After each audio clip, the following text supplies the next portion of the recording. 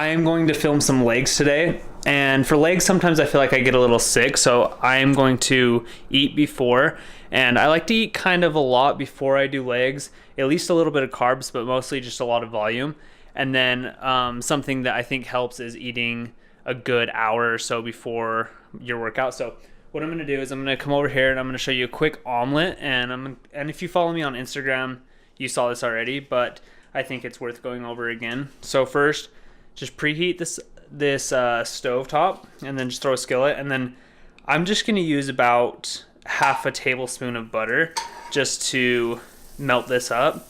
And we're using egg whites, so instead of egg yolk, I'm just going to be using butter for the flavor. Just make sure we get this all covered.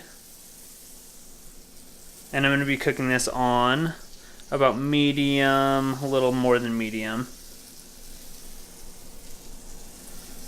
So that's kind of a lot of butter, but it is like going to add a lot of flavor, and then just a little bit of fat. And since I'm not using egg yolks, I think I'll be fine. And then we come over here to the scale. We're going to measure out 100 grams of diced cabbage. So I cut this up. I just bought like a head of cabbage, and I bought it for 50 cents. So it's really, really cheap. And this is what's going to give us that like hash brown texture instead of the actual like potatoes. We're going to save a little bit of carbs for later. And what I'm going to do is I'm going to take 100 grams out of here. So throw that in there. We're on medium, so it's not going to cook it super fast, but the secret is going to be keeping this moving just so it doesn't burn.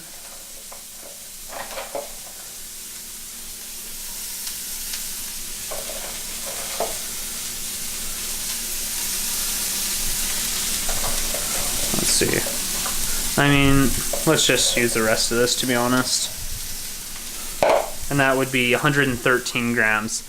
So what we're going to do is we're just going to mix this up and just get it nice and kind of not burned, but just cooked. I think it's going to add a good texture, and then also when we're mixing it with this butter, it's going to have a really good flavor. And remember, we're going to keep it moving the whole time to avoid burning it. We're then going to come back to our scale. I'm going to throw the spinach on there, and I like to cook down my spinach. I'm not huge on eating just plain spinach, so I cook it down and throw it in my omelet. So once again, we are just going to zero this out. So I just turned the scale off and then back on, and then whatever we take out of here is going to be how much is going into the pan, or how much we're using. So you can see this is -50, and that's exactly what I wanted to use. So throw that in there, and you can see how much this actually is. That's a ton of spinach. But when we cook it down, it's going to be almost nothing. So just mix it in there.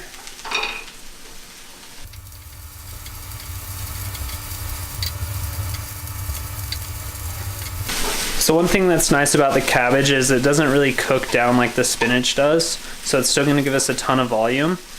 And then I really just use it for the texture, because I want that. We're trying to make this like kind of like a hash brown omelet instead of just, you know, a bunch of egg whites. But the spinach does cook down, so if you're not a fan of spinach like I am not, this is nice. So you can see it's already cooking down a ton.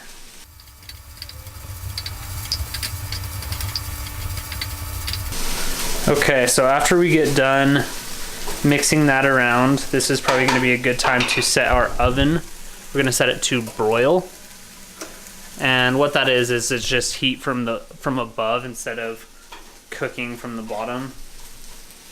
I think, I don't know, it just seems to work best. I'm pretty sure that's right.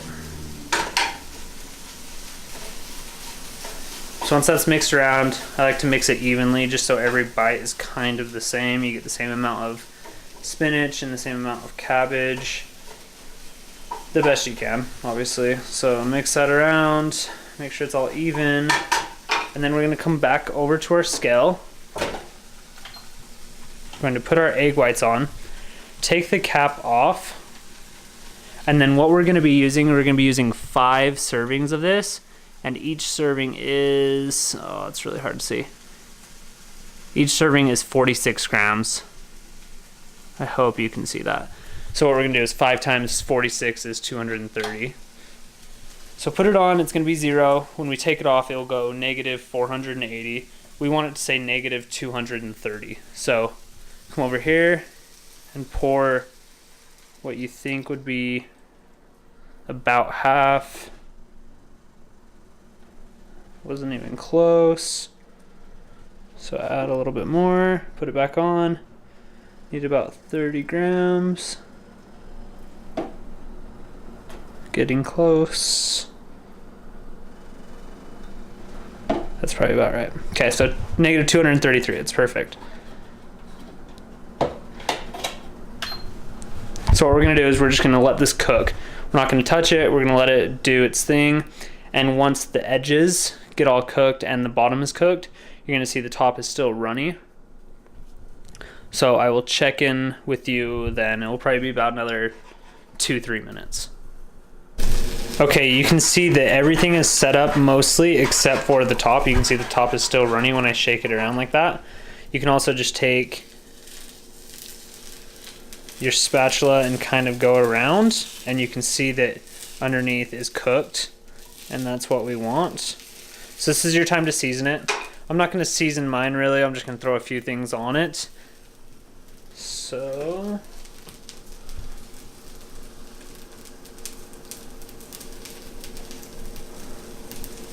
actually, I'm just gonna use that seasoning.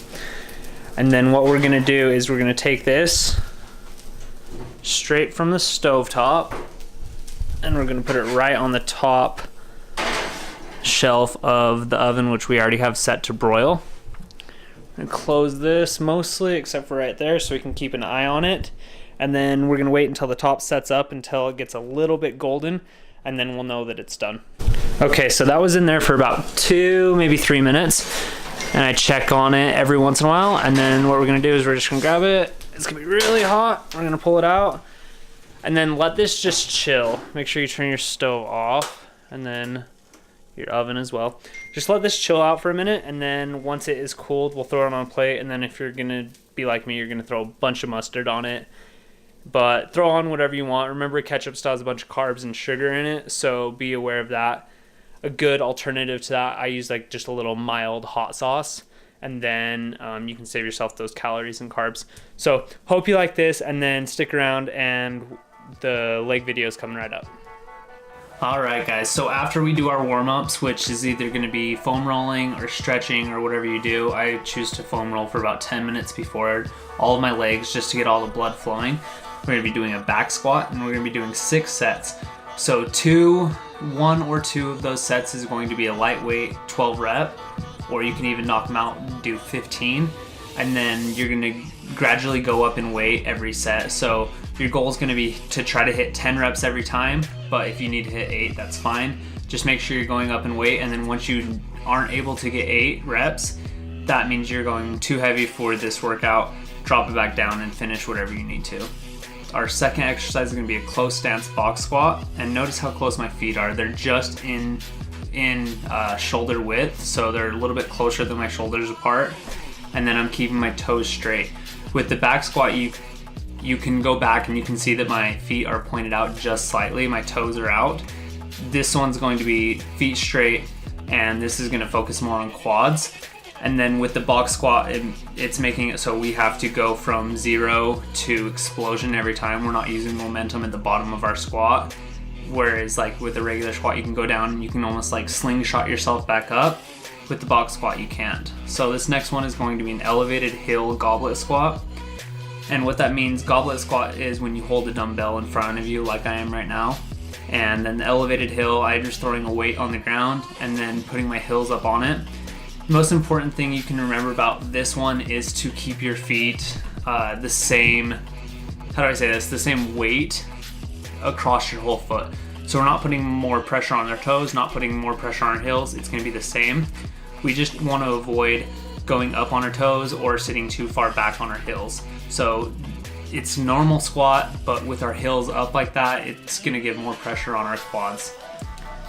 This next set's going to be a weighted walking lunge, and try to go pretty heavy on this. I'd put 25s on the 45-pound bar, and then we're doing 4 sets of 14 reps each leg. So I'm doing 14 reps one way and then 14 reps coming back, and that's going to equal obviously to 14 reps on each leg. And then on this one, just like last time, we're going to avoid having our knee come too far over our toes. You can have it go over your toes just a little bit, but try not to have it too far. And you'll know when it's too far. It will be uncomfortable and it won't feel good. And then obviously we're gonna try to keep our knees off of the ground, but we're gonna get our knees as close as we can to the ground each time. And keep a good momentum, keep a good pace throughout this lift, and knock them out because they're kind of hard, so don't get stuck on too many sets. This next workout is going to be a single leg hamstring curl, and it's a little bit different than a normal hamstring curl. I mean, obviously we're just using one leg, but it's a different movement entirely. It looks like I'm able to move this weight pretty easily, but I'm really not. It's kind of hard. This is 50 pounds on each leg, or each leg each time, I guess. So we're going to be doing 5 sets of 20 reps, and what you're going to do is you're going to do 10 sets on one leg, or 10 reps on one leg, and then 10 on the left, 10 on the right, 10 on the left, so 20 altogether. And keep your knee just slightly below the pad, and that will be a good kind of anchor point for this lift. And then on this last workout, we're going to be doing a seated leg extension. And on this one, we're going to be trying to drive our toes up and keep your toes pointed upwards the whole time. It's easy to let your toes kind of fall flat and parallel with the ground. So we're going to try to keep them facing the ceiling the entire time. And this is going to be 6 sets, 15 reps. Squeeze at the top. And then, like always, here is the workout so you can screenshot it so you don't have to refer back to the workout the entire time. And hope you guys like this video. If you do, please hit that like button, subscribe if you haven't already, and I'll see you next time.